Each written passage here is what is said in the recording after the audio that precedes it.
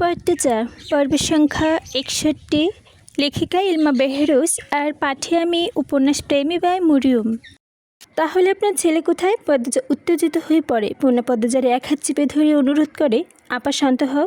খালাম্মা রিদন ভাইয়ার ছোট চাচা কিছু বলেনি ভাইয়ার ব্যাপারে? আপনি জিজ্ঞেস করেননি?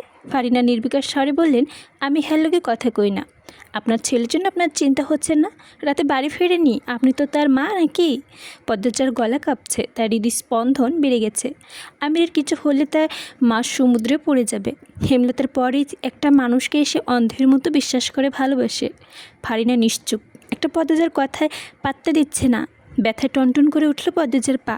শীতের সময় কাটাচ্ছেরও খুব যন্ত্রণা, যে যন্ত্রণায় পূর্ণা এখনও ভুগছে। সেদিন কাঁধের আঘাত পেল, আজ শুকায়নি ভালো করে। কিছুর ছোঁয়া লাগলেই ব্যথা করে। পূর্ণা পদ্মজাকে অনুরোধ করে বলল, আপা এমন করো না, ভাইয়া চলে আসবে। রানী আপাকে খুঁজতে গেছে, এর জন্যই আসতে পারেনি। রানী আপার বাপ ভাই তো চলে এসেছে, তুমি তো জানোই তারা কেমন।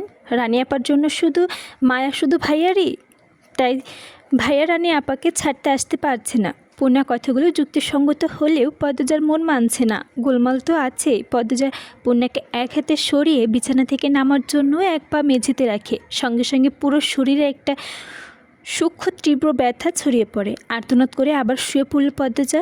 ফারিনা ও পূর্ণা আটকে উঠে জোরে করে শুয়ে দিল পদ্মজাকে।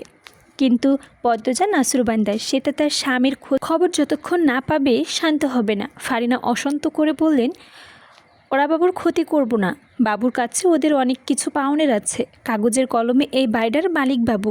পদ্মজা তীক্ষ্ণভাবে তাকালো, বলল, আপনি সব জানেন তাই না? পূর্ণা ফোড়ন কাটে, কি জানবে? পূর্ণা উত্তর না দিয়ে পদ্মজা ফারিনাকে প্রশ্ন করলো, বলুন আম্মা। ফারিনা আট চোখে দরজার দিকে তাকালো। ফারিনের দৃষ্টি অনুসরণ করে পদ্মজা পূর্ণা তাকালো।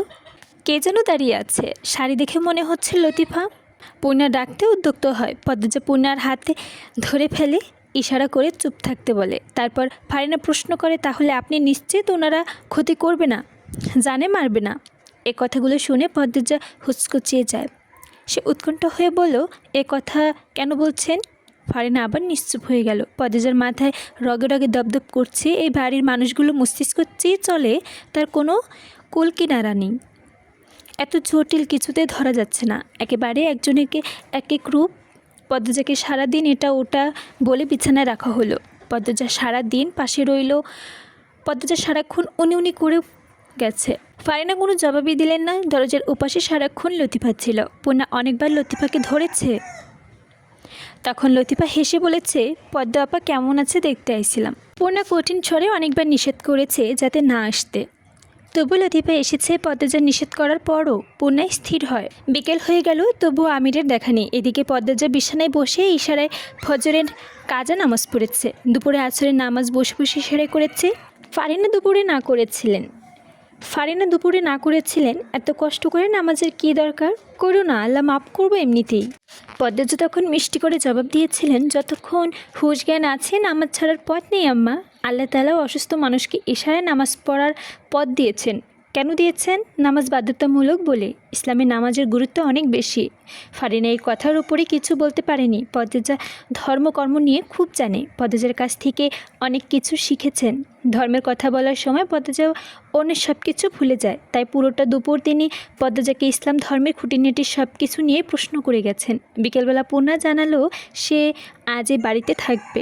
পদ্মজা এই কথা শুনে আতঙ্কিত হয়ে পড়ে। সে জোরাজুরি করে পূর্ণাকে মোড়ল বাড়িতে পাঠিয়ে দেয়।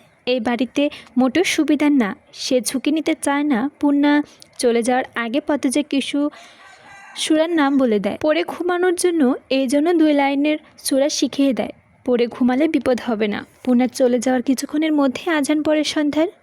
পূর্বের নিয়মে নামাজ পড়ে পদ্মজা। ফারিনা পদ্মজার ঘর ছেড়ে রান্নাঘরে চলে যান। পদ্মজা নামাজ শেষ করে বালিশে হেলান দিয়ে চোখ বুজে। আমিরের জন্য খুব চিন্তা হচ্ছে। 2 দিন কেটে যাচ্ছে, আমিরের দেখা নেই। তার মনেও অবস্থা করুণ। বারবার দীর্ঘশ্বাস ছাড়ছে। প্রহর গুনছে, এই বুঝি মানুষটা চলে এলো। পদ্মবতী বলে একাকার করে দিল ঘর, কিন্তু আসে না। পদ্মজার বুকে বা পাশে চিনচিন করে ব্যথা বেড়েই চলেছে। গতকাল রাতে আক্রমণ করার লোকটি সে তখন চিনতে পারেনি, কিন্তু এখন আন্দাজ করতে পারছে তার পরিচয়। তবে আমিরের শূন্যতা তাকে পোড়াচ্ছে খুব। সে এমন ছটফটানি নিয়ে আর থাকতে পারছে না। আহত পা নিয়ে রেখে ভর দিয়েই আবার সেই তীব্র ব্যথা। কিন্তু এর চেয়ে গভীর ব্যথা আমিরের দেখা না পাওয়া। পদ্মজা দুই পায়ের পাতার এক পাশ অক্ষত। সে এই এক পাশ দ্বারা মাটিতে ভর দিয়ে ধীরে ধীরে একতলায় যায়, সোজা চলে যায় রিদওয়ানের ঘরে। দরজা একটু খোলা ছিল। পদ্মজা একবার ভাবলো কড়া নেড়ে ঘরে ঢুকবে, কি মনে করে আর নাড়ল না, সোজা দরজায় ধাক্কা মারল। রিদওয়ান চমকে ঘুরে দাঁড়ালো। পদ্মজাকে দেখে তাড়াতাড়ি শার্ট পরে উদ্যক্ত হয়। পদ্মজা মুচকি হেসে বলল, শার্ট পরে লাভ নেই, চোখে পড়ে গেছে। রিদওয়ান ফিরে তাকালো, লম্বা করে হেসে শার্ট পরল। বোতাম লাগাতে লাগাতে বলল, বুদ্ধিমতী, তা দেখতে এসেছ কেমন আছি? ভালো নেই। ছুরি এবং ছুরির মালিক দুজনেই তেজ বেশি ছিল। পদ্মজা তিরস্কার করে হাসল, দুই কদম এগিয়ে বলল, পাগলের প্রলোভ, আন্দাজ ঠিক হবে ভাবিনি। এমন বলুন, উনি কোথায়? রিদওয়ান ভ্রু দুটি বাঁকিয়ে বলল, আমির। পদ্মজা জবাব দিল না। রিদওয়ান বলল, আমি জানবো কী করে তোমার জামাই কোথায়? জানেন না? পদ্মজার কড়া প্রশ্ন। রিদওয়ান উত্তরে হাসল। একটা ছুরি বের করে সে আলমারি থেকে শীতল ছড়ে প্রশ্ন করল, তোমার ছুরিটার নাম কি? আমির কোন দেশ থেকে এনে দিয়েছিল? ফুটপাত থেকে কেনা? ছুরির ধার থাকলেই চলে?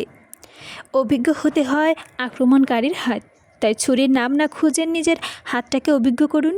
পদ্মজার সূক্ষ্ম অপমানে বুঝতে রিদওয়ানের অসুবিধা হলো না। সে আলমারির কপাট লাগিয়ে এগিয়ে এসে বলল, ব্যঙ্গ করছো? পদ্মজা তীক্ষ্ণ চোখে তাকিয়ে রইল রিদওয়ানের দিকে। বলল, কি আছে জঙ্গলে? কি আড়াল করেছেন? তা জেনে তুমি কি করবে? কোনো অপরাধ চলছে? তোমাকে জানতে হবে না। এখন তো মারতে এসেছিলে, এখন তো কাছে আসি, আক্রমণ করছো না কেন? রিদওয়ান হাসলো। পদ্মজার পেছন দিয়ে ঘাড়ে ফু দিল। সঙ্গে সঙ্গে পদ্মজা দূরে সরে যায়। মুচকি হেসে বলল, হুমকি দিয়ে বলল, নোংরামি করার সাহস করবেন না, তখনও আঘাতগুলো ভুলে যাবেন না। আমি আমাকে রক্ষা করতে জানি, এজন্যই পালিয়ে এসেছিলে। পদ্মজা ক্ষণকালের জন্য পালিয়েছে। যাই থাকুক, আমি খুঁজে বের করবই, আর ধ্বংসত্ব করবই আমি। দেখো পদ্মজা, তুমি আর এসব খেটো না। সুখে আছো, সুখে থাকো, নয়তো পরিণতি খারাপ হবে। ভালো করে বলছি, ঢাকা ফিরে যাও, আর এসো না। ভয় পাচ্ছেন? কাকে? তোমাকে। রিদওয়ান সশব্দে হাসল। রিদওয়ান হাসি পদ্মজার গায়ে জ্বালা ধরিয়ে দিচ্ছে। রিদওয়ান হাসতে হাসতে বলল, তোমাকে ভয় পাবো রিদওয়ান? উনি কোথায় সত্যি জানেন না? না, জানি না। আমি কিন্তু কি করবে? খুন করবে? রিদওয়ান কিরবির করে এগিয়ে আসে। পেছন থেকে পদ্মজার দুই হাত মুড়ে ধরে বলল, ভালো করে বলছি, আর গভীরে যেও না। একেলে তোমাকে বিয়ে করার কথা ভেবেছিলাম বলে বলছি, আর গভীরে যেও না। তোমার করুণ দশা আমিও আটকাতে পারবো না। ছাড়ুন আমাকে। ছাড়বো না। রিদওয়ানের পদ্মজার কাঁধে ঠোঁট ছোঁয়াতে পদ্মজার সারা শরীর রিডি করে ওঠে। মাথা দিয়ে পেছনে থাকা রিদওয়ানের মুখে আঘাত করে সে। রিদওয়ান কিছুটা পিছিয়ে গেল, নাকে ভীষণ ব্যথা পেয়েছে। সে কিরমির করে পদ্মজার দিকে হিংস্র জন্তুর মতো তাকালো। বালিষ্ঠ মোটাসোটা শরীরটাকে হারানো যে কোনো মেয়ের জন্য অসাধ্য। পদ্মজা নিজেকে রক্ষা করার জন্য টেবিল থেকে জগ হাতে নিল। রিদওয়ান বলল, তুমি বাড়াবাড়ি করছো পদ্মজা। উনি যদি জানতে পারে যে আপনি আমার সঙ্গে অসভ্যতা করেছেন, আপনার দেহে প্রাণ থাকবে না। রিদওয়ান ফিক করে হেসে দিল, যেন মাত্রই মজা করে কথা বলল পদ্মজা। রিদওয়ান ঠোঁটে হাসি রেখে বলল, আগে তো নিজেকে বাঁচাক, তারপর আমাকে পানে মারবে না হয়। রিদওয়ান এই কথাটি যেন বজ্রপাত ঘটালো। চিৎকার করে জানতে চাইল পদ্মজা, কোথায় রেখেছেন ওনাকে?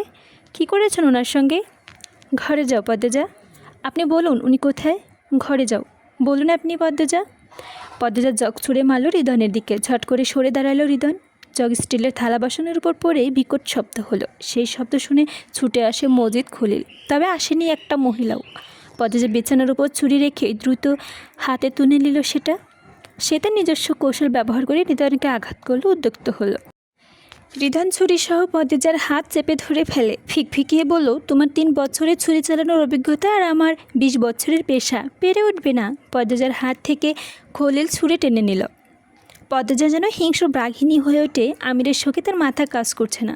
2 দিন হয়ে গেল আমিরের দেখা নেই। রিদওয়ান গলা চেপে ধরল সে। রিদওয়ান পদ্মজার হাত থেকে ছোটার চেষ্টা করে পদ্মজাকে নানানভাবে আঘাত করল বটে, তবে পদ্মজা কিছুতেই ছাড়লেন না। তার শরীরের শক্তি হঠাৎই দ্বিগুণ বেড়ে যায়। আমির তার জীবনে কতটা মূল্যবান তা কেউ জানে না। আমিরের জন্য সে সব কিছু করতে পারে। খলিল এক হাতে পদ্মজার চুলের মুঠ করে ধরে, অন্য হাতে পদ্মজার গাল চেপে ধরে বলে, বেশ্যা সেরি, আমার ছেঁড়ারে সার। তাও পদ্মজা ছাড়ল না। মজিদ এগিয়ে এসে পদ্মজাকে টেনে সরালেন। পদ্মজার শরীর কাঁপছে। সে চিৎকার করে বলছে, ওনার কিছু হলে আমি কাউকে ছাড়বো না, মেরে ফেলবো একদম।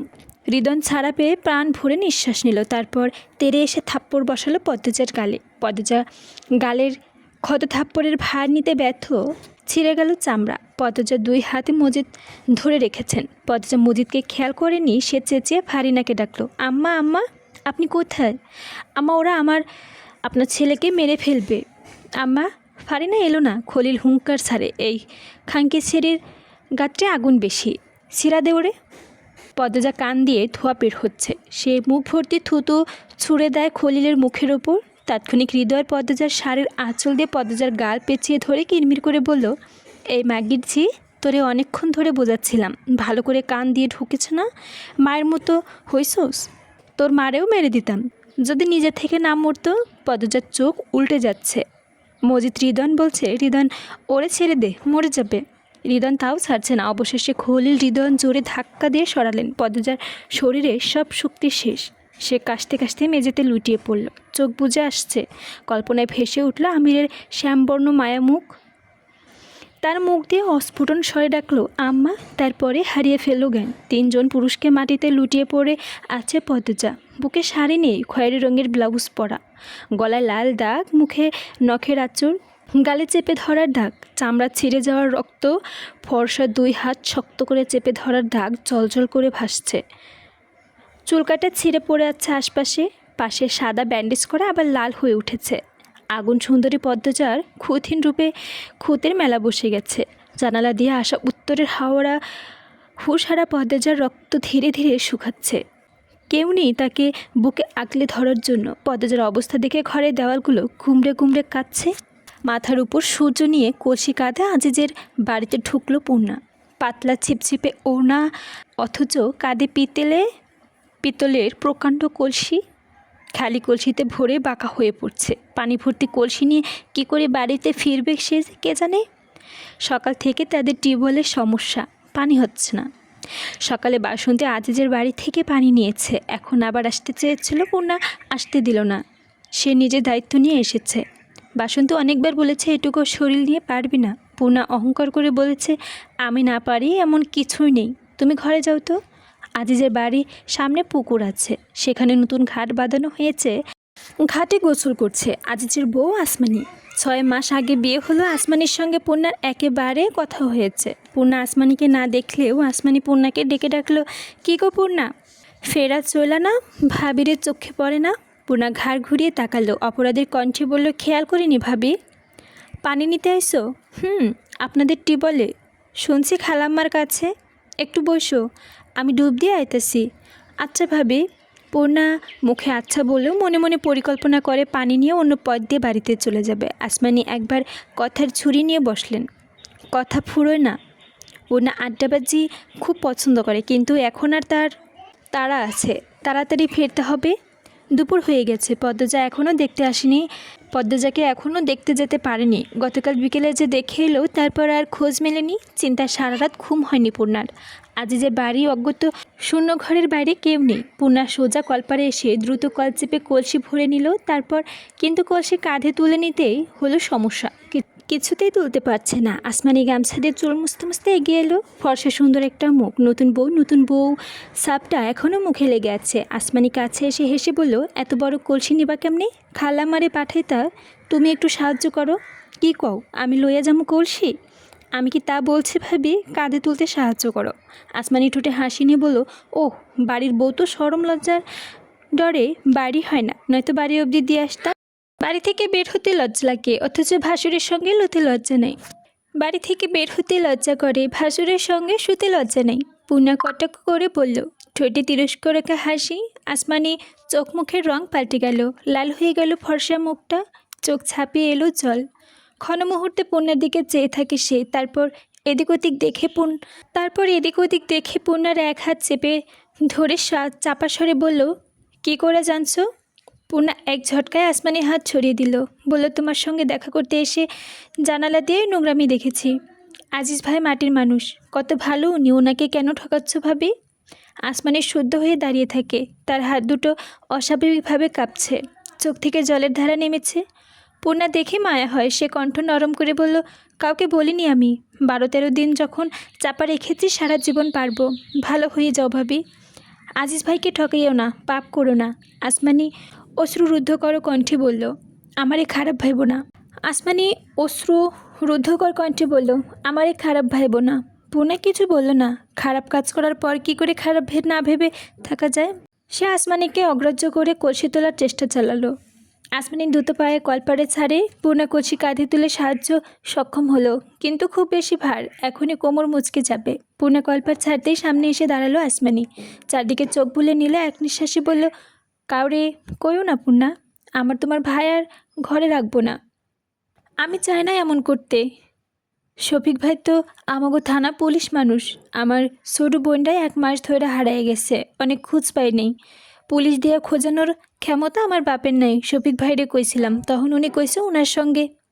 আসমানি ফুপাতে থাকে, চোখ থেকে বৃষ্টির জল পড়ছে, সমুদ্র বয়ে যাবে এক্ষুনি। পূর্ণা খুব অবাক হয়, একটা মানুষ কতটা নিকৃষ্ট হলে এভাবে ছোট ভাইয়ের বউকে বিপদে সাহায্য করার নামে এমন কুৎসিত শর্ত রাখতে পারে। পূর্ণার রাগ হয় খুব। আসমানিকে আশ্বাস দিয়ে পূর্ণা বলল, ভাবি কেঁদো না। যে মানুষ এমন শর্ত দিতে পারে সে কখনোই কাউকে সাহায্য করতে পারে না।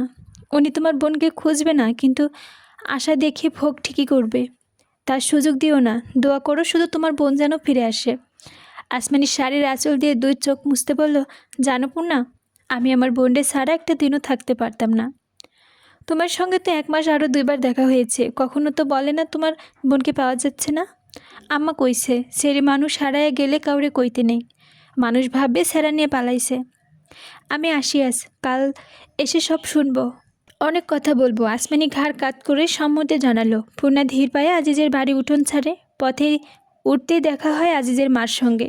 নাম মালেহা বানু। সঙ্গে পাশে বাড়ির বৃদ্ধ জয়তুনি বেগম রয়েছে। বৃদ্ধ মাঝা বয়সের সঙ্গে ভারী ইজ্জত ভেঙে শরীরের সামনে ঝুঁকে পড়েছে। পূর্ণাকে দেখে মালেহা বললেন, কিরে সেরি, পানি নিতে আইছিলি? জি খালা, কলসি ভারী দেহি সাপের লাহান বাইকে গেছিসলো, বললেন জয়তুনি বেগম। পূর্ণার সত্যি খুব কষ্ট হচ্ছে। সে কলসি নামালো, প্রাণ ভরে নিঃশ্বাস নিল একটা। মালেহা বললেন, বিয়ে শাদি করবি না? তোর বোনরে না আইসে বিয়ে দিব? দিবে মনে হয়। তোর লগে হাওলদার বাড়ির কোনো স্যারার নাকি ঢলাঢলি চলে, বললেন জয়তুনি বেগম। কথা বলার ভঙ্গিটা দৃষ্টিকটু ছিল। পূর্ণার গা জ্বলে উঠল, রেগে যায় বলল, আপনাকে কে বলেছে? এইসব কিচ্ছা বাতাসে ছড়ে, এমন আর করিস না পূর্ণা।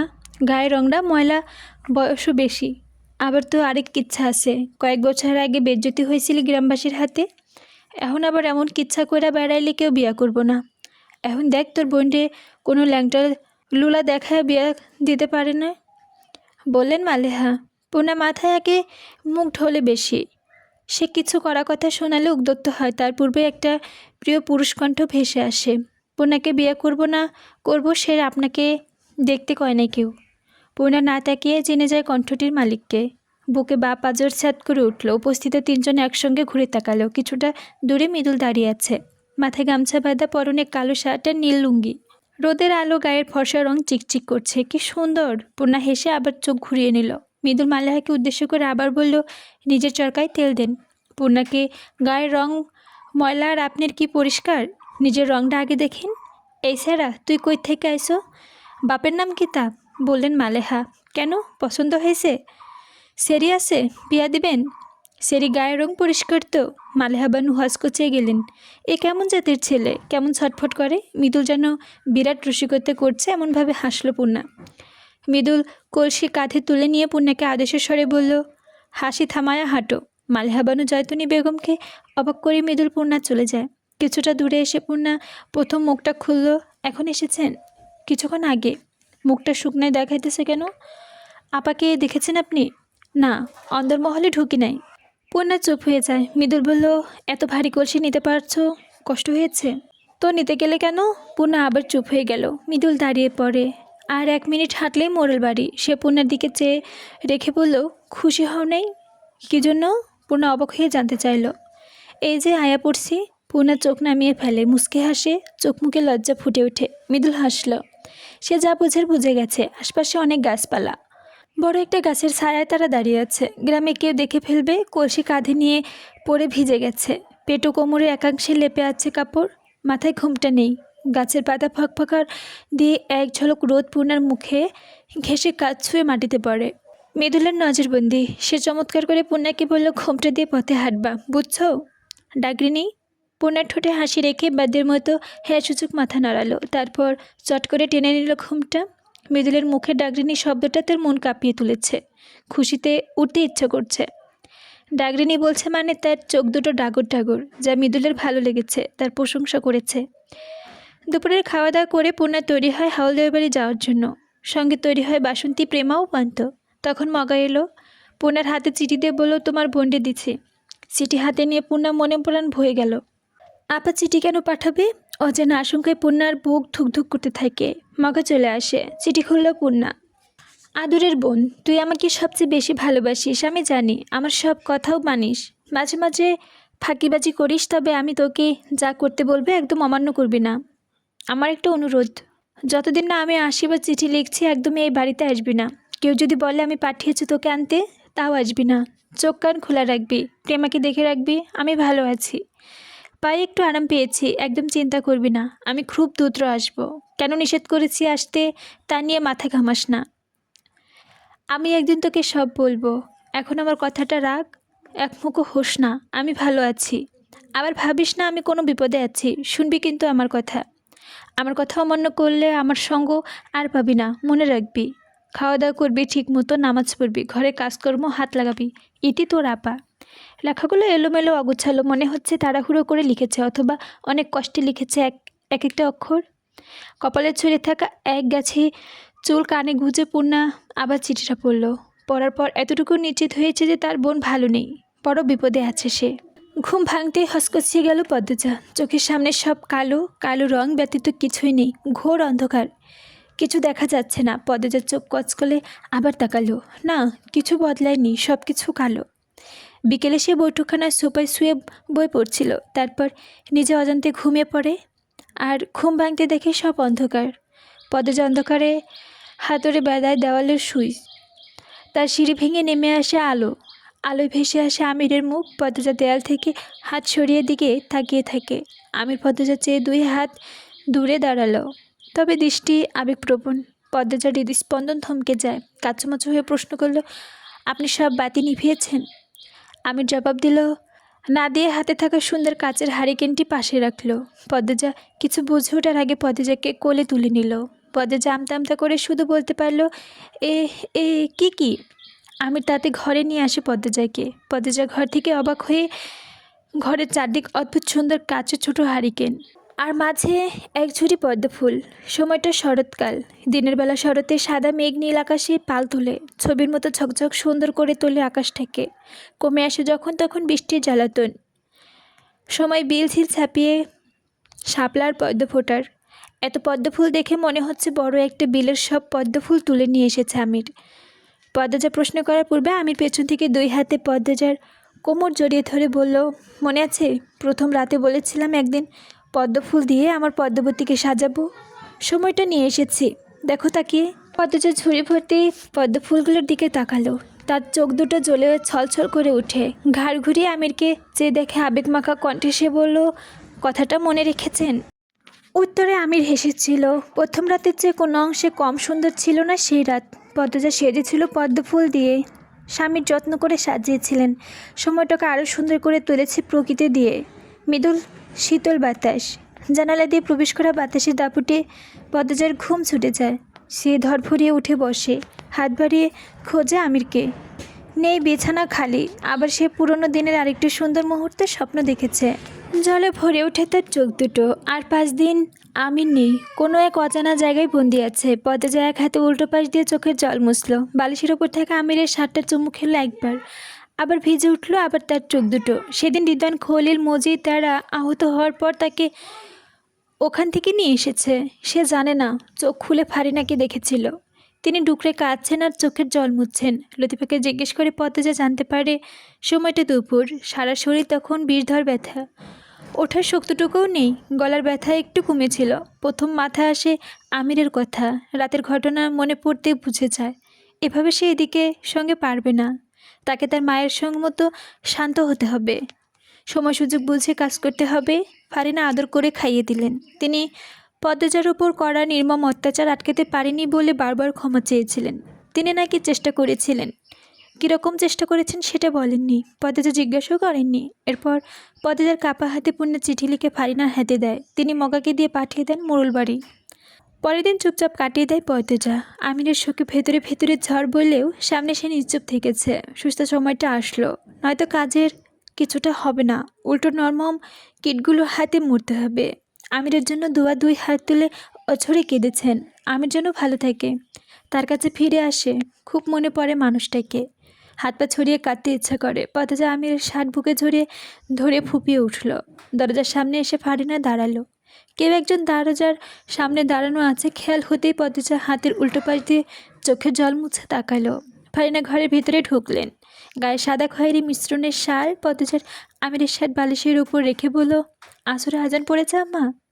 মৃদুল অন্দরমহলের সদর দরজা দাঁড়িয়ে চেঁচাচ্ছে। তাকে মদন কিছুতে অন্দরমহলে ঢুকতে দিচ্ছে না। 4 দিন ধরে সেও চেষ্টা করেছে অন্দরমহলে ঢোকার। গত 3 দিন ভুরিওয়ালা একজন লোক অন্দরমহল পাহারা দিচ্ছিল, ভেতরে ঢুকতে দিচ্ছিল না।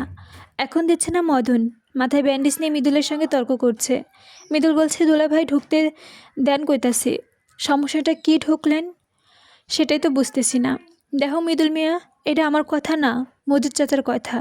উনি কইছে বাড়ির ভেতর নতুন কাউরে ঢুকতে না দিতে। আমি তোমার আত্মীয় নাকি? আমার সঙ্গে এমন করে কইতাছো কেন? আগে তো ঠিকই ঢুকতে দিতা, এখন দেয় না কেন? সেটা তো আমি জানি না, সরেন কইতাছি, নইলে এই গাছটা মোড়া এইটা আবার মাথায় ফালাই দিব। একবার মারছে আপায়, এখন আমি মারাম। হেডাই কও, তুমি তোমার চাচারা অমান্য করতে পারতাম না। আমার কিন্তু কইলাম রাগ উঠতেছে, মাটির তলায় গড়াইলুমু। মিয়া ভাই, তুমি আমারে যা ইচ্ছা করাইলো, আমি মৃদুলের মাথায় বারবারই চড়া। হুট করে খুন করার মধ্যে রাগ চেপে যায় মাথায়। সে মদনের গলা চেপে ধরতেই মদন কাশতে থাকলো, আরও কান্না শুরু করে। আলোর কান্না শুনে খলিল ঘর থেকে বেরিয়ে এলো। সদর দরজার সামনে এমন দৃশ্য দেখে দৌড়ে ছুটে এলো সে। মৃদুলের ধাক্কা দিয়ে দূরে সরিয়ে হুঙ্কার ছাড়ল, তোমার এত সাহস কেমনে হয়েছে আমার জামের গলা চাপা ধরো? মৃদুলের নাক কান লাল হয়ে রাগে। সে নিজেকে নিয়ন্ত্রণ করার চেষ্টা করে। রাগে মেজাজ নিয়ে 2 হাত দিয়ে চুল ঠিক করতে করতে বলল, আপনার জামাই আমার ভেতরে ঢুকতে দেয় না। তুমি মেহমান মানুষ, আগল ঘরে থাকবা, এইখানে কি দরকার? এই নিয়ম কবে করছেন আপনারা? আগের বছর যখন ছিলাম তখন তো শিখে ধরতে দিয়েছেন, এখন তো ঢুকো যাইব না। এটা অন্দরমহল, বাড়ির বউ ছেড়িদের জায়গা। সত্যি করে কন্ত বাড়ির ভেতর কী চলছে? খলিলের মেজাজ বিগড়ে যাচ্ছে। ইচ্ছা হচ্ছে অসভ্য ছেলেটার কানের নিচে কয়টা দিতে। সে কটাক্ষ করে মৃদুলকে বলল, নিজের বাড়ি রেখা এখানে পয়রা রইছো কেন? মানুষে অন্ন নষ্ট করতেছ, নিজের বাড়ি যাও। অপমানে মৃদুল বাকহীন হয়ে পড়ে। সে ক্ষণকাল কথা বলতে পারল না। তার আপন ফুপাই এমন কথা বলল। ক্ষণ মুহূর্ত সে জ্বলে উঠল, বলল, আপনাদের বাড়ির উপর থুতু মারি? আমি বেটা মিয়া বংশের ছেঁড়া, যত বিঘার মালিক আমি একাই। আপনার অন্যের ঠেকা পড়ে নাই আমার। আমার বাড়ির কামলাই আছে 10-12 জন। আমি কাল্লা চলে যাই বাড়িত। মৃদুলের আর এক মুহূর্তে এখানে দাঁড়াতে ইচ্ছা করছে না। সে ঘুরে দাঁড়ালো। কাছে একটা বিরাট পাতিল ছিল, কোনো কাজে হয়তো বের করা হয়েছে। সে পাতিলে জোরে লাথি মেরে হনহন করে চলে যায়। পুণ্যা তার বোনের খবর দিয়ে দিতে বলেছে। সে বারবার অন্দরমহলে ঢোকার চেষ্টা করেছে, নয়তো মৃদুলের কেউ একবার কোনো ব্যাপারে না করলে সে দ্বিতীয়বার সেখানে ফিরেও তাকায় না। পদ্মজার কথার জবাব না দিলেন ফারিনা। তিনি পদ্মজার পাশে গিয়ে বসলেন। পেছনে রিনু আছে, হাতে খাবারের প্লেট। 3 বেলা ফারিনাই খাইয়ে দিচ্ছেন, যত্ন নিচ্ছেন। মায়ের চেয়ে কোনো অংশে কম করছেন না। তবু এই মানুষটা কোনো কারণে তার চিৎকার শুনেও বাঁচতে যায়নি। ফারিনা প্লেট হাতে নিয়ে পদ্মজা বলল, আমি এখন মোটামুটি ভালো আছি আম্মা, আমি খেয়ে নিতে পারবো, হাঁটতে তো পারি। তার এক কথায় খাবারের প্লেট পদ্মজার হাতে তুলে নিলেন ফারিনা। রিনুকে চলে যেতে বললেন। পদ্মজা চুপচাপ খেয়ে নেয়। তার খেতে ইচ্ছা করে না একদমই, কিন্তু সামনের যুদ্ধটা জন্য তাকে খেতেই হবে। তাকে সুস্থ হতে হবে। সুস্থতা ছাড়া যুদ্ধে সফল হওয়া সম্ভব না। যতক্ষণ পদ্মজা খেলো না ততক্ষণ ফারিনা পাশে বসে থাকলেন। খাওয়া শেষ হওয়ার পর পদ্মজা ফারিনাকে বলল, আব্বাকে খুব ভয় পান আম্মা? ফারিনা স্বাভাবিকভাবেই জবাব দিলেন, সব বউরাই স্বামীকে ডরায়। না, আপনি একটু বেশি ভয় পান, জমের মতো। কবিরাজে দেওয়া ওষুধটি খাওয়া হন। আপনি কথায় এড়াচ্ছেন আম্মা। আচ্ছা ওষুধ দেন আগে। ফারিনা আলমারি খুলে ওষুধ বের করলেন, এগিয়ে দিলেন পদ্মজার হাতে। পদ্মজা ওষুধ খেয়ে বলল, কবিরাজের আনা অনুমতি দিয়েছে। ভেবে আমি অবাক হয়েছি আম্মা। ওরা কেন চায় আমি সুস্থ থাকি? ফারিনা কিছু বললেন না। পদ্মজা ফারিনার মুখের দিকে চেয়ে থাকে। মানুষটার আয়ু কি শেষ পথে? কেমন যেন মৃদু মৃদু ছাপ মুখে। চোখ বুজেছে, মনে হয় অনেক দিন উপোস করে মারা গিয়েছে। পদ্মজার মায়া হয় মানুষটার জন্য। কোনো দুঃখে তিনি ধুকে ধুকে মরেছেন। পদ্মজা বিছানা থেকে নেমে এসে ফারিনার সামনে দাঁড়ালো। বলল, আম্মা, আপনি আমাকে কেন মেয়ে ভেবে একটা আবদার রাখবেন? তুমি তো আমার সেরি, তাহলে আবদার রাখবেন? রাখুম। ফারিনার শুষ্ক চোখ, গলা ভেজা। পদ্মজা বলল, তাহলে আপনার সব গোপন কথা আমাকে বলুন, যা ভেবে ভেবে আমি কষ্ট পান। ফারিনা দুই হাতে পদ্মজার দুই হাত মুঠোয় দিয়ে চুমু খেলেন।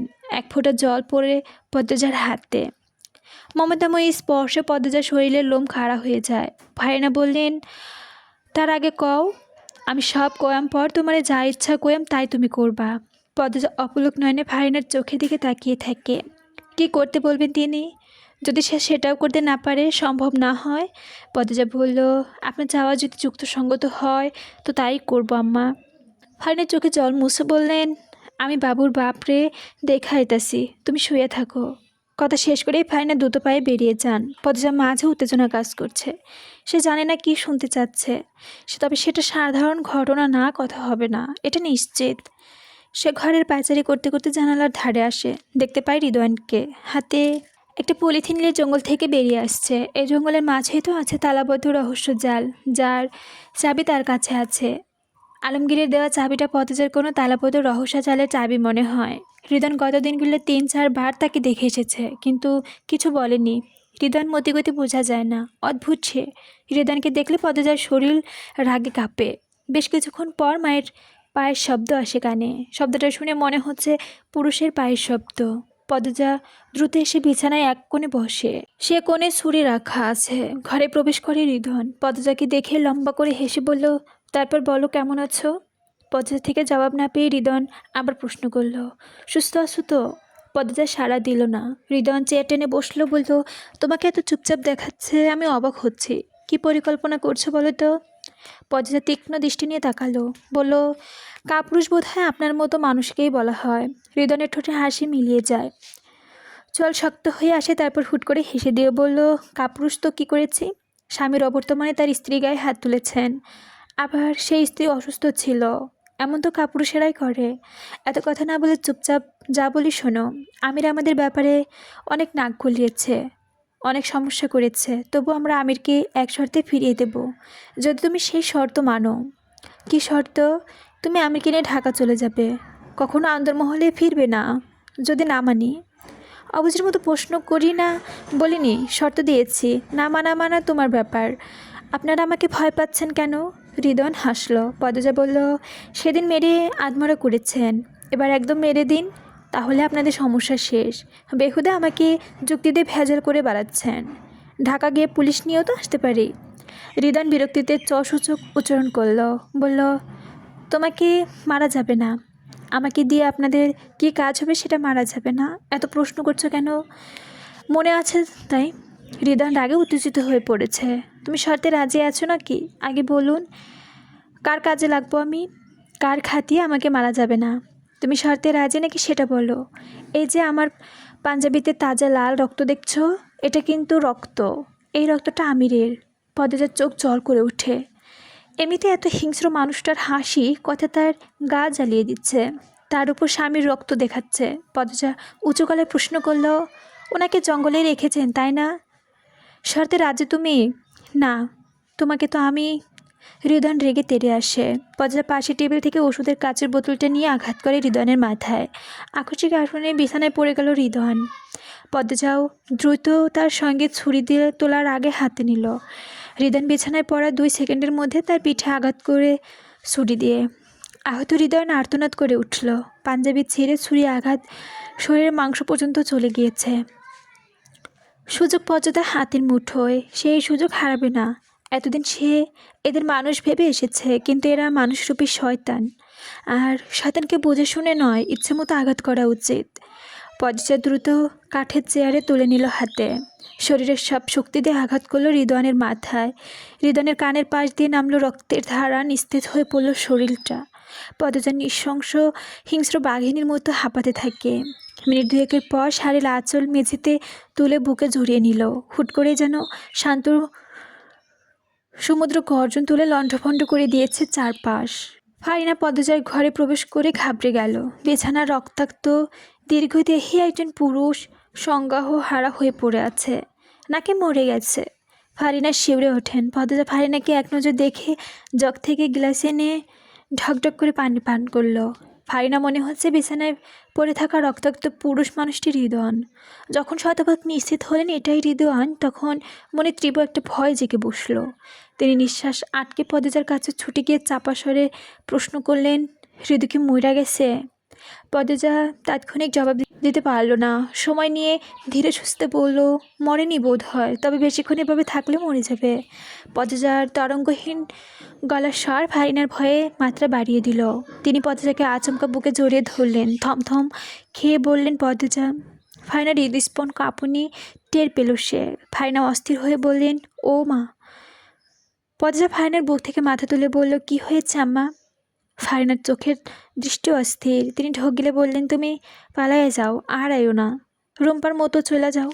আম্মা, ওরা আমাকে মারবে না, রিদওয়ান ভাইয়া বলেছে। মিছা কথা কইছে। আম্মা, আপনি এমন করছেন কেন? ফারিনা দ্রুত সঙ্গতহীন রিদওয়ানকে চাদর দিয়ে ঢেকে দিলেন। তারপর বললেন, তুমি পালাই যাও, আর আইবা না, রুম্পার মতো চলে যাও।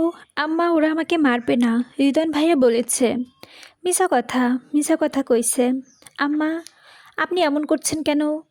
ফারিনা দ্রুত সঙ্গতহীন রিদওয়ানকে চাদর দিয়ে ঢেকে দিলেন। তারপর বললেন, তুমি পালাইয়া যাও। তোমার আব্বা ওই শকুনের বাচ্চা আমার নিষ্পাপ কলিজার টুকরো বাবুরে মাইরা ফেলছে। কিন্তু জুতার সব আওয়াজ শুনে ফারিনা থমকে যান। এরপর আওয়াজ মসজিদের জুতা হয়। মনে হয় জুতার পানি নিয়ে হাঁটছে। তিনি আতঙ্কে চোখ দুটো বড় বড় করে তাকালেন। মসজিদ তো ঘরে ছিলেন না, কখন চলে এলেন? আর যতক্ষণ মসজিদ ঘরে থাকে ততক্ষণ ফারিনাকেও ঘরে থাকতে হয়। তিনি পুরোপুরি নিশ্চিত মসজিদ এখন পদজার ঘরে আসবেন, রিদওয়ানকে দেখে ফেলবে। তিনি পদজার আলমারি খুলে তালাচাবি বের করলেন। একটা ঝড় থামতে যেন আরেকটা ঝড় শুরু হয়েছে। পদজা ফারিনাকে উদ্যক্ত হয়ে জিজ্ঞেস করলো, আম্মা, কিন্তু বাবু মানে ওনাকে মেরে ফেলছেন মানে? আপনি কিভাবে জানেন আম্মা? ফারিনা নিজের এক হাতে পদজার হাত শক্ত করে চেপে ধরলেন। তারপর দৌড়ে বেরোলেন ঘর থেকে। বারান্দার পা রাখতেই মসজিদের সঙ্গে দেখা হয়। ফারিনা মসজিদের উপস্থিতি অগ্রাহ্য করে পদজাকে টেনে নিয়ে গেলেন 3 তলায়। ফারিনা হতভম্ব হয়ে দেখলেন ঘটনাটা। পদজা বারবার জিজ্ঞেস করছিলেন ফারিনাকে, আম্মা, আপনি এটা কি বললেন? আমার বুক কাঁপছে। আম্মা, কোথায় যাচ্ছেন? মজিদ পদজার ঘরে উকি দিলেন, তবে চোখের দৃষ্টি তীক্ষ্ণ। বিছানার উপর রিদওয়ানকে দেখতে না পেয়েও রিদওয়ান পা জোড়া চোখে পড়ে গেল। হতদস্ত হয়ে ঘরে ঢুকলেন তিনি। আটকে উঠে চাদর সরিয়ে রিদওয়ানকে দেখে। এদিক ওদিক ফারিনা পদজাকে ঠেলে ঘরে ঢুকিয়ে দিয়েছেন। ঘরের দরজাটি লোহার। পদজা ধাক্কা খেয়ে ঘরের মধ্যেখানে পড়ে। সে মেঝে থেকে উঠতে ফারিনার বাইরে দরজা তালা লাগিয়ে দিলেন। পদজা আচমকা ঘটনাটি হতবুদ্ধ হয়ে পড়েন। তার মাথায় বারবার বাজছে, তোমার আব্বা ও শকুনের বাচ্চা আমার নিষ্পাপ কলেজার টুকরা পাপড়ে মায়েরা ফেলছে। পদজা 2 হাতে মুখে চেপে ধরেছে। মনে হচ্ছে তার দম বন্ধ হয়ে যাবে, এখনই মারা যাবে। বুকের রক্তক্ষরণ হচ্ছে। ফারিনা বলেছিল ধরে 5 দিন ধরে কাটতে পারছে। ভেবেছিলাম শরীরে একটু শক্তি জমিয়েছে, তারপর সে তার স্বামীকে খুঁজে বের করবে। কিন্তু একটু আগে ফারিনা যা বললেন তাতে পদজার কলিজা ফেটে যাচ্ছে। রিদওয়ান শর্ত দিয়েছিল পদজা ঢাকা চলে গেলে আমিরকে ছেড়ে দিবে। পদজা তো মানতই, শুধু না আরেকটু কথা বের করতে চেয়েছিল। তার আগে রিদওয়ান আক্রমণ করতে উদ্যক্ত হয় আর পদজা আঘাত করে বসে। 5 দিনের পরিকল্পনা ওলটপালট হয়ে গেল ফারিনার এক কথায়। পদজা দরজা থাপড়ায় দিয়ে ডাকল, আম্মা, আম্মা, কেন আটকে রাখলেন আমাকে? দরজা খুলুন। আম্মা, আপনার ছেলের কি হয়েছে? কি বললেন আম্মা? ফারিনার হাতে চাবিটা ছুঁড়ে ফেলে দিলেন। সিঁড়ির শব্দ হচ্ছে দপ দপ। তিনি নিজের হাতের দিকে তাকিয়ে দেখলেন অস্বাভাবিকভাবে হাত কাঁপছে পা। মসজিদ খলিল একসঙ্গে উঠে এসেছে ফারিনার সামনে এসে দাঁড়ালো। ফারিনা ভয়ে জমে গেছেন। মজিদের চেহারা ক্ষুব্ধ। তিনি রগে জগজগ করতে প্রশ্ন করলেন, রিদওয়ানকে পদজা আঘাত করেছেন? ফারিনা কিছু বললেন না। মজিদের গলার স্বর শুনে পদজা চুপ হয়ে যায়। ফারিনা এলোমেলো দৃষ্টি নিয়ে কাঁপাচ্ছেন। খলিল বলল, ভাবিকে জিগাও। কেন? এই সেরি ছাড়া আর এত সাহস কার আছে? এই সেরি ঘরের ভেতরে। ফারিনা দরজার সামনে লেপ্টে দাঁড়িয়ে আছে। খলিলের প্রশ্ন শুনে আরও শক্ত হয়ে দাঁড়ালেন। মজিদ ফারিনাকে ধাক্কা দিয়ে সরিয়ে দেন। দরজায় তালা। তখনই পদজার দরজায় থাপড় দিয়ে ডাকল, আম্মা, আম্মা দরজা খুলুন। কি হচ্ছে ওখানে? মজিদের ক্ষুদ্র চেহারা আরও ভয়ঙ্কর হয়ে ওঠে। তিনি ফারিনার কাছে চাবি চাইলেন। চাবি দাও। কি বলছি কানে না যায় না? চাবি দাও। ফারিনা আমতা করে বললেন, না নাও। মজিদ ফারিনার মুখ চেপে ধরে চাপা স্বরে বললেন, চাবি দাও। ফারিনা তাও বললেন, চাবি নেই। মজিদ আরও একবার বললেন, চাবি দাও বলছি। শাড়ির কোণে ভাঁজে লুকিয়ে রেখেছ। চাবি নাই আমার কাছে। গলা উঁচিয়ে বললেন ফারিনা। খলিল দরজায় জোরে কয়টা লাথি মারল। চেষ্টা করলো তালা ভাঙার। দুপধাপ শব্দ হচ্ছে, সেই সঙ্গে পদজাকে উদ্দেশ্য করে নোংরা গালি। খলিলের মুখে ভাষা শুনে পদজার কান ঝাঁঝা করে উঠল। চোখ মুখ কুচকে গেল ঘৃণায়। ফারিনায় উঁচু বাক্য শুনে মজিদ হাওলদারের রগে কাঁপতে থাকে। ফারিনার এত সাহস কবে হলো? এই ফারিনার শরীর হাতড়ে চাবি খুঁজতে বলছে। চাবি কোথায় রাখছো জলদি বলো, নয়তো এরপর যা হবে ভালো হবে না। ফারিনার শরীর কাঁপছে ভয়ে। তিনি জানেন এই মুহূর্তে তিনি খুন হয়ে যেতেও পারেন। তবুও চাবি দিবেন না, নয়তো ওরা পচাকে খুন করবে। ওরা পারে না এমন কিছুই নেই। মজিদের নিকৃষ্ট অনেক কাজে তিনি সাক্ষী। এই মানুষটা তার জীবনের নরক। মজিদ রাগে জ্ঞান হুঁশ হারিয়ে ফেলেছেন। ফারিনা কিছুতেই কথা মানতে না বলে ছোট ভাইয়ের সামনে ফারিনার শাড়ি টেনে খুলে ফেলছে তিনি। বললেন, চাবি কোনো চিপায় রেখেছ বলো, নয়তো মেরে পুঁতে ফেলবো। ফারিনা টু শব্দও করলেন না। খলিলের সামনে যুবৎকালে তিনি তাকে বিব্রত করলে মজিদ মেরেছে। সম্মান ইজ্জত কবে হারিয়ে গেছে, নতুন করে হারানো কিছুই নেই। বয়সও অনেক হয়েছে। তবে এদের শিকার পদজাকে হইতে দিবে না কিছুতেই। মজিদ কোনোভাবে ফারিনার কাছ থেকে চাবি উদ্ধার করতে পারেনি। এদিকে হৃদয়নের অবস্থা খারাপের দিকে। খলিল দুটো নিয়ে নিচে চলে গেল।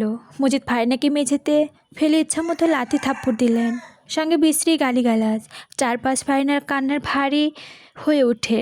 ফারিনার কান্নার শব্দ পদজার কানে আসতেই সে চিৎকার করে বলল, আব্বা আমাকে মারবেন না, আব্বা দোহাই লাগে, আমার লাশের মতো হয়ে আছে। আব্বা আমাকে মারবেন না, আমাকে মারেন আব্বা।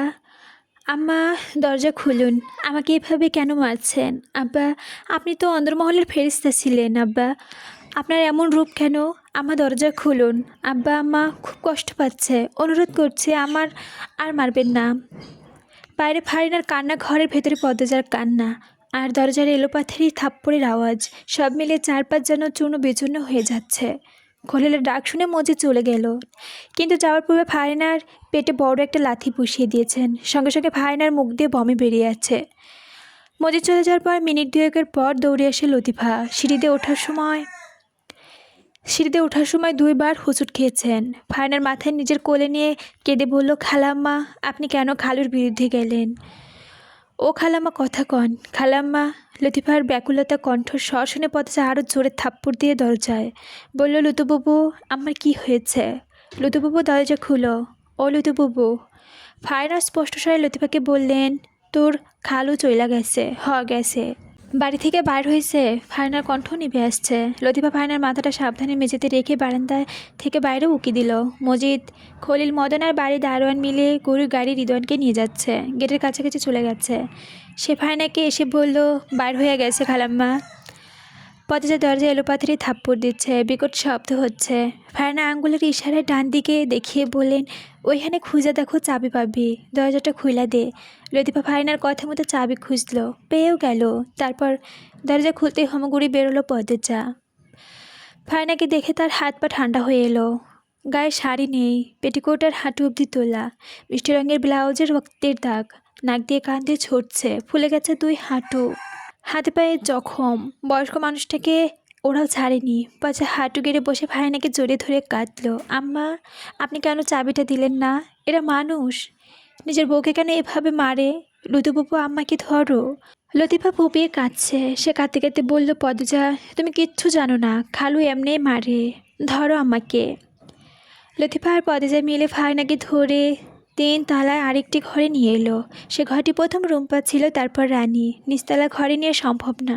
ফারিনা মেঝেতে পা সোজা করে ফেললেন না। চোখ দুটি বড়বার হয়ে যাচ্ছে। বারবার অদ্ভুত অনুভূতি হচ্ছে পদ্মজার, যেমনটা মায়ের মৃত্যুর আগে হয়েছিল। পদ্মজা গা কেঁপে ওঠে, চোখ ছাপিয়ে জল নামে। মনে মনে কেঁদে বলল, আল্লাহ, কেন আমার সঙ্গে এমন হচ্ছে? কিসের পরীক্ষা নিয়েছো তুমি? আমার চারপাশে এত নির্মম কেন? কোথায় আছো আম্মা? কেমন আছো? পরিজার আব্বু, আমি ভীষণ একা, ভীষণ। পদ্মার হেসকে উঠে গেল। সে ঢোক গেলে নিজেকে সামলায়। ফারিনার যত্ন নিতে হবে। ফারিনাকে বিছানায় শুইয়ে দিতে তিনি থেমে বললেন, আমার কই মাছের জান, আমি মরতাম না। তুমি তুমি পালাইয়া যাও। আমি আপনাকে ছেড়ে কোথাও যাব না। লুতুবাবু, হালকা গরম পানি নিয়ে আসো। আমার ঘরে আলমারি ডান পাশে ড্রয়ার থেকে স্যাভলন আর তুলোয় নো। পদ্মা আদেশ মানার পর লতিফা বেরিয়ে গেল। ফারিনা করুণ স্বরে পদ্মার দিকে চেয়ে বললেন, কান্দো রে, কান্দো না। পদ্মার সন্ধ্যার চোখ দুটো জলে পুকুর, বিরতিহীনভাবে পানি গড়িয়ে পড়ছে গলায়, বুকে। সে ফারিনার এক হাতে কপাল ঠেকে ব্যর্থকণ্ঠে বলল, আম্মা, আমি কি করব?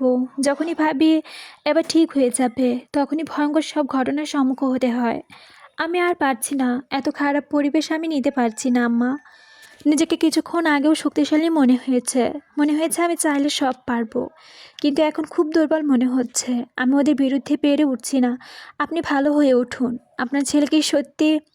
পদ্মজা তাকিয়ে দেখলো ফারিনার চোখ বন্ধ অবস্থায়। স্যাঁত করে উঠল বুকটা। সে ফারিনার নাকে কাছে হাত দিয়ে পরীক্ষা করলো, নিঃশ্বাস নিচ্ছেন নাকি নিচ্ছেন। সে সময় লতিফা স্যাভলন তুলো হালকা গরম পানি নিয়ে ঘরে প্রবেশ করলো। ফারিনা ঘুমাচ্ছেন, কথা বলার অবস্থা নেই। পদ্মার গায়ে ঘা হয়েছে, 5 দিনের সেরা কাটা ভালো নেই। শীতের কারণে উল্টো আরও কষ্ট বাড়ে। পায়ের অবস্থা যাতা। তাতে অবশ্য যায় আসে না পদ্মজার। সে অস্থির হয়ে আছে। বুকের এক ফোঁটা শান্তি নেই। হৃদয়ের দুপুরের জঙ্গল থেকে ফিরেছিল। পদ্মজার ধারণা আমি জঙ্গলের কোথাও বন্দি আছে, অথবা লাশটা হলেও আছে। ভাবনার পদ্মজার মাথায় আসতে সে দ্রুত মাথা চেপে ধরে বিড়বিড় করে, না, আমি কি ভাবছি? কিছু হয়নি, কিছু হয়নি, সবই ভালো আছে। লতিফার দায়িত্বে ফারিনাকে রেখে নিস্তেলায় নেমে এলো সে। সঙ্গে সুরির আমদা নিয়েছে। তার খোপা করেনি, বেনি করেছে। বাড়িতে কোনো পুরুষ নেই, সব হাসপাতালে। ওরা ফিরলে সে আর আস্ত রাখবে না। তার আগে আমিরকে বের করতে হবে। সে সঙ্গে লুকানো সব রহস্য। সদর ঘরে আমিনার ছিলেন। তিনি আলোকে খিচুড়ি খাওয়াচ্ছেন, নির্বিকার ভঙ্গি। তার কোনো তাড়া নেই, চিন্তা নেই। হৃদয়ের কী অবস্থা কি দেখেনি? এই মানুষটা শুধু রানীর জন্যই কাঁদেন, আর কারোর জন্যই না। কিন্তু কেন? পরিবারের সবার সঙ্গে দূরত্ব বজায় রাখেন। কথা বলে তাতে মিশে থাকে অহংকার আর বিদ্রুপ। পদ্মজা বেরিয়ে পড়ল। সন্ধ্যা নামাজ পড়ে বেরিয়েছেন। আজ জঙ্গলে মরবে, নয়তো আগামীকালে বাড়ির পুরুষগুলোর হাতে। সে মনে মনে মৃত্যু মেনে নিয়েছেন। ধীর পায়ে হেঁটে ঢুকলো জঙ্গলে। বোনের কথা খুব মনে পড়ছে। সে মারা গেলে ওদের কি হবে? খুব কি কাঁদবে? কাঁদতে কাঁদতে জ্বর উঠে যাবে। পূর্ণা তো খুব কান্নার পর জ্বর হয়। প্রেমা নিজেকে সামলাতে পারবে। এসব ভাবতে ভাবতে একসময় পদ্মজার মানুষের উপস্থিত টের পেল। ফিসফিসে কাছে কোথাও বলছে কেউ। পদ্মজা এখনও ভালো নেই, জঙ্গলের গভীরে প্রবেশ করেনি। হিজল গাছের আড়ালে লুকিয়ে পড়ল সে। আস্তে আস্তে দুটো মানুষ চোখের পর্দায় ভেসে ওঠে। তারা জঙ্গলের পশ্চিম দিকে থেকে এসেছে। অস্পষ্ট তাদের মুখ। জঙ্গল থেকে বেরিয়ে অন্দরমহলের পেছনে গিয়ে দাঁড়ালো তারা। একটা মুখ চিনতে পারে পদ্মজা। মৃদুলের হাতে টর্চ। সে টর্চের আলো চারপাশে জনের হাতে ভেসে আছে। এক হাতে লাল রক্ত তাজা, অন্য হাতে রামদা। শিরে উঠল পদ্মজা, ঘামছে অনবরত। উত্তেজনায় তার হৃৎপিণ্ড ফেটে যাচ্ছে উপক্রম, গলা শুকিয়ে কাঠ। মৃদুল এমন কিছু একটা বলল। উত্তরে অচেনা লোকটি বলল একটা কিছু। ঝাপসা আলোয় মৃদুলের সঙ্গে লোকটার দেহ আর চুল স্পষ্ট দেখা যাচ্ছে। লম্বা শরীর, মাথায় কাঁকড়া চুল। চারপাশ যেন স্থির হয়ে গেল। পদ্মজার শরীর বেয়ে মুহূর্তেই ছুটে গেল শীতল কিছু একটা। বিস্ময়ের ঘোর এ কিছুতেই কাটতে পারছে না। চন্দ্র তারকাহীন ম্লান আকাশের চারপাশে অদ্ভুত ভয়ঙ্কর হয়ে আছে। পদ্মজার মুখ ঘেঁষে একটা পাতা মাটি পড়ল। সঙ্গে সঙ্গে ভয় পেয়ে পিছিয়ে গেল দুপা। যখন ব্যাপারটা বুঝতে পারল, তখন তিনি ভয় পাওয়া দেখে নিজের উপরেই বিরক্ত হলো খুব। দুপা এগিয়ে এসে অন্দরমহলের দিকে তাকালো আবার। আধো অন্ধকারে আবিষ্কার করলো মৃদুল আর আগন্তুক নেই। চোখের পলকে মুহূর্তের ভোজবাজ মতো অদৃশ্য হয়ে গেল। সাবধানে হয়ে উঠল পদচার মস্তিষ্ক। মৃদুলের মধ্যে ঝাপসা আছে, মৃদুলের মধ্যে ঘাবলা আছে, ভাবতেই ইচ্ছা হচ্ছে না, কিন্তু এই মুহূর্তে দাঁড়িয়ে সব কিছু ভাবতে পারে। সব কিছু পরিকল্পনার পথ ধরে হাঁটা শুরু করলো পদ্মজা। মনে মনে প্রশ্ন ঘুরপাক খাচ্ছে, মৃদুল জঙ্গলের ভেতরে ঢোকেনি তো? আর দীর্ঘহীন ধেয়ে ঝাঁঝরা চুল অগন্তুক কী রয়েছে? পদ্মজা এক হাতে ছুরি নিল, অন্য হাতে রামদা, আর চোখের দৃষ্টি প্রখর। চারপাশে চোখ বুলিয়ে সাবধানে এক পা করে এগোচ্ছে, নিঃশ্বাস যেন আটকে আছে। এই বুঝি কেউ আক্রমণ করে বসলো? সেদিন যতটুকু এসেছিল ঠাউর করে নিরাপদভাবে, ঠিক ততটুকু চলে এসেছে। সামনে বড় বড় গাছপালা মেলে দাঁড়িয়ে আছে, ভুতুড়ে পরিবেশ। পথটা কেন জানি নিশ্চিত আজ কেউ থাকবে এখানে অজানা রহস্যজাল পাহারা দেওয়ার জন্য। আর আশপাশে আছে সে গুপ্তধন রহস্যজাল। পথজার সেরায় সেরায় প্রবল উত্তেজনা বয়ে গেল। কয়েকটা গাছ পেরিয়ে থমকে দাঁড়ালো, একটা শব্দ ভেসে আসছে কানে। পথজার বুক দূর দূর করে শব্দে উৎসের দিকে তাকালো। কিছুটা দূরে একজন লোক উবু হয়ে বসে আছে, সম্ভবত প্রসব করছে। পথজা প্রস্তুত হয় লোকটির পেছনে আক্রমণ করার জন্য, কিন্তু জানে না কেন কেঁপে উঠল তার হাত। কেউ কাকে প্রাণে মারতে পারে না, সে সাহস হচ্ছে না। একটা খুন করেছে ভাবতে তার গাও কেঁপে ওঠে। সেদিন খুনটা তার নিজের অজান্তেই হয়ে গিয়েছিল। সে যেন ছিল অন্য এক রকম পদ্মজা। সেই পদ্মজাকে সে নিজেও চিনত না। আচমকা হয়ে দাঁড়ালো লোকটা। পদ্মজা দ্রুত একটা গাছের আড়ালে লুকিয়ে পড়ে। আড়াল থেকে উকি দিয়ে রুদ্ধশ্বাস তাকিয়ে লোকটার দিকে তাকালো। লোকটির মুখ অস্পষ্ট, অবয়স শুধু স্পষ্ট। দুলকি চালে এদিকে এগিয়ে আসছে, পরনে লুঙ্গি ও সোয়েটার পরা, মাথায় টুপি রয়েছে। লোকটার হাঁটা দেখে মনে হচ্ছে না সে টের পেয়েছে অন্য কারো উপস্থিত। তবু পর্যায়ে নিঃশ্বাস আটকে যায়। সে রামদা শক্ত করে ধরল। লোকটি তার কাছে আসতে সে শরীরের সবটুকু জোর দিয়ে মাথায় আঘাত করে। লোহার রামদায় এক পাশে আঘাতে লোকটি লুটিয়ে পড়ে মাটিতে।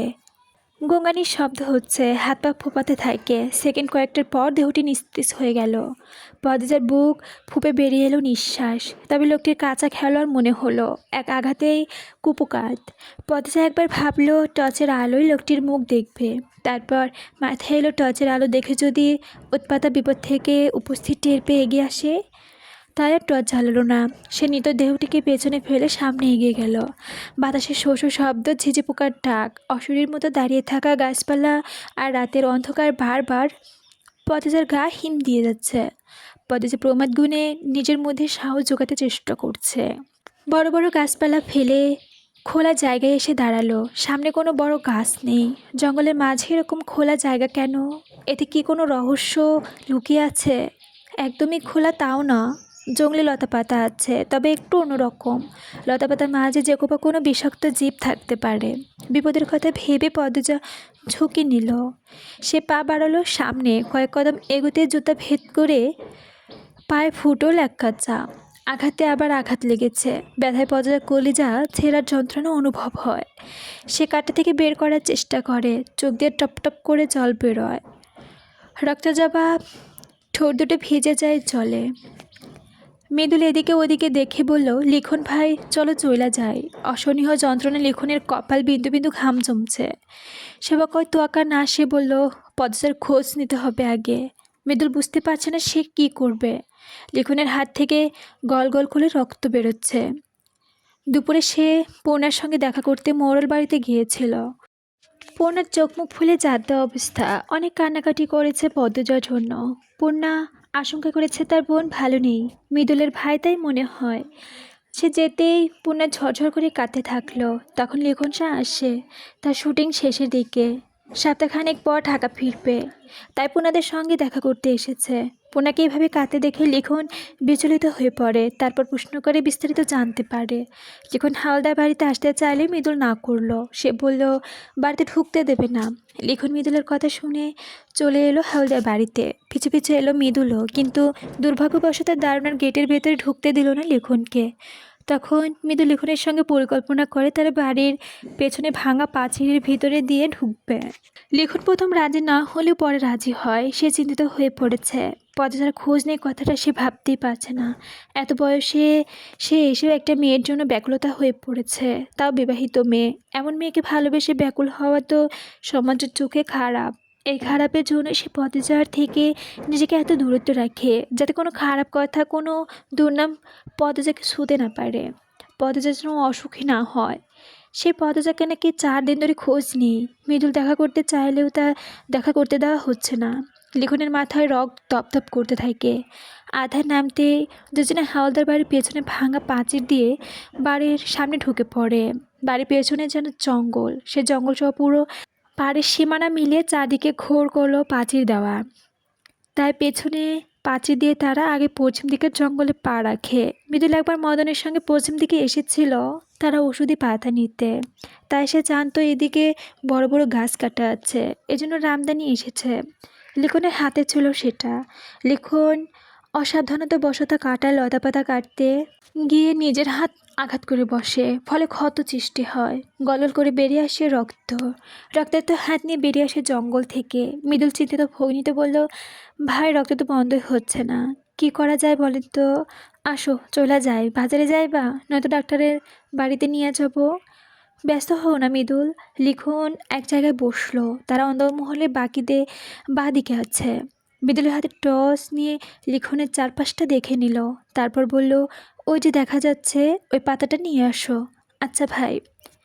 মৃদু লিখনের দেখা কয়েকটা পাতা নিয়ে আসে, তারপর কোচকে নরম করে লিখনের ক্ষত স্থানে লাগায়।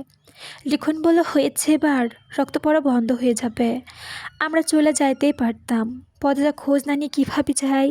পদজা ভাবির এত ভালোবাসো ভাই? অবাক করে আমার রে। লিখন মুচকে হেসে বলল, এসব বলো না মৃদুল, এসব বলতে নেই। সত্যি কথা কইতে ডর কিসের?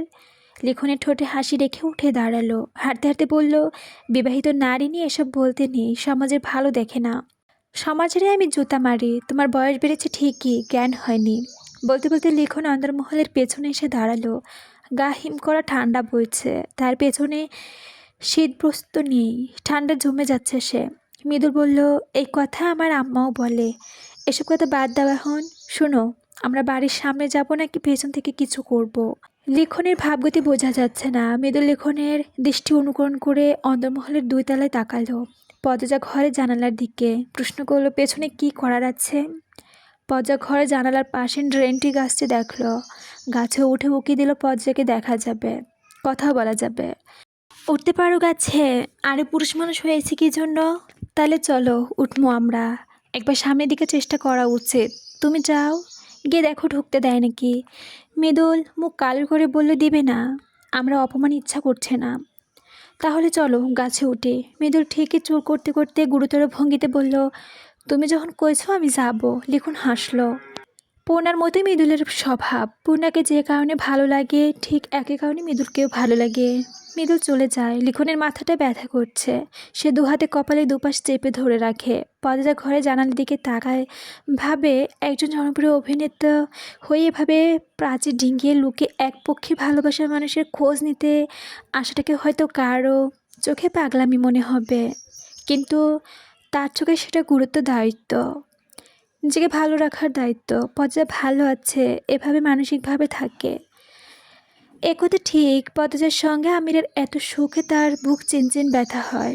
তবে এটাও ঠিক, পদজার সুখ দেখে সে শান্তি পায়, বেঁচে থাকার মানসিক মনোবল পায়, আশা মনে থাকে, বেঁচে থাকে পদ্মফুল। চাইলে দূর থেকে দেখা যাবে, চাইলে কথা বলা যাবে, কিন্তু যদি না যায়, না থাকে, তবে মৃদুল এসে জানালা দাঁড়ালো। শালা ব্যাটার দুলাভাই নাই, কাউকেই দেখার দরজার সামনে।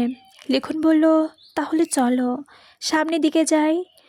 আমরা কেমন লাগছিল এভাবে লুকিয়ে বাড়ির পেছন দিয়ে। লিখন হাসলো, ম্লান হাসি। সে এগিয়ে গেল। সঙ্গে মৃদুল। দুজনে অন্দরমহলে প্রবেশ করলো নির্বিঘ্নে, কোনো বাধা আসেনি। আমিনা সদর ঘরে বসেছিল। তিনি লিখনকে দেখে বললেন, তুমি এখানে কারে আইছো? মৃদুল ঘরে ঢুকে বলল, ফুপু আম্মা, পদজা ভাবি কই? আমিনা বসা থেকে উঠে দাঁড়ালেন। মৃদুলের কাছে এসে আদুরে গলায় বললেন, কই আসিলি বাপ? তোর ফুপাই বকছে বললাম চলে যাবে কেন? আমি তোর ফুপু আম্মা আছি না, তুই এখানে থাকবি, যতদিন ইচ্ছা থাকবি। মৃদুল কপাল ভাস্বরে বলল, ধুর বাদ দাও তো এসব, তোমার জামাই একটা ইবলিশ, ইবলিশের ধারের কাছে মানুষ থাকতে নাই। আমিনা মৃদুলের মুখ ছুঁয়ে বললেন, এমন কথা কয় না বাপ, আদর করে কইও। এখন তো পদজা ভাবি কই? ঘরে আছে। ভাবি কি শরীরটা ভালো আছে? আমিনা ক্ষণ মুহূর্তে সময় নিয়ে লিখনকে দেখলো, বলল হ্যাঁ ভালো আছে। আচ্ছা ফুপু আম্মা আমরা ওখানে যাইতাছি। আমিনা লিখনের দিকে আঙুলটা তাক করে তীক্ষ্ণ স্বরে বললেন, এই ছাড়াও যাইব? লিখন চোখের দৃষ্টি এদিক ওদিক নিয়ে বলল, পরপুরুষের পদের মতো মেয়েকে দেখতে যাওয়া ঠিক হবে না বোধ হয়। মৃদুল তো এই বাড়ির আত্মীয়, সে গেলে সমস্যা নেই। মৃদুল কিছু বলার পূর্বে লিখন বলল, আমি এখানে বসি, তুমি যাও। না ভাই তুমি আসো। আরে মৃদুল যাও তো। মৃদুল সিঁড়িতে পা রাখলো। আমি না ভাবছে পদ্মা তো ঘরেই আছে, বাড়িতে কোনো পুরুষ নেই, এরকম সময় যে পদ্মা নিচে নেমে আসে, লিখনের কথা সময় হবে। আর এই খবর কোনোভাবে খলিল হাওলদার কানে যায় তবে তার রক্ষে নেই। তিনি উঁচু কণ্ঠে ডাকলেন, মৃদুল রে। মৃদুল তাকালো। আমি না জানি না পদ্মা সত্যি যে ঘরে নেই। তিনি মিথ্যে ভেবে বললেও পদ্মা তো ঘরে নাই। লিখন উত্তীর্ণ হয়ে প্রশ্ন করলো, কেন, কোথায় গিয়েছে? আমি নির্বিকের কণ্ঠে বললেন, আমি কেথা কইতাম, গেছে কোনো কামে। মৃদুল সিঁড়ি ভেঙে নিচে নেমে এলো।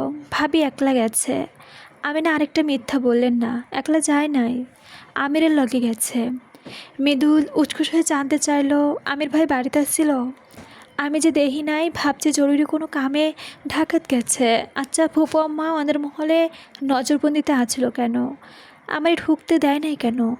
আমিনা তৃতীয়বারের মতো মিথ্যা বললেন। আমিনা বললেন, ঢাকাতে গেছিল, কয়ে রাখতে আইসে আমি নাই, এজন্য পদচা। লিখন কথা কেড়ে নিয়ে বলল, বুঝতে পেরেছি, সিকিউরিটি মানে নিরাপত্তা দিয়ে গিয়েছিল।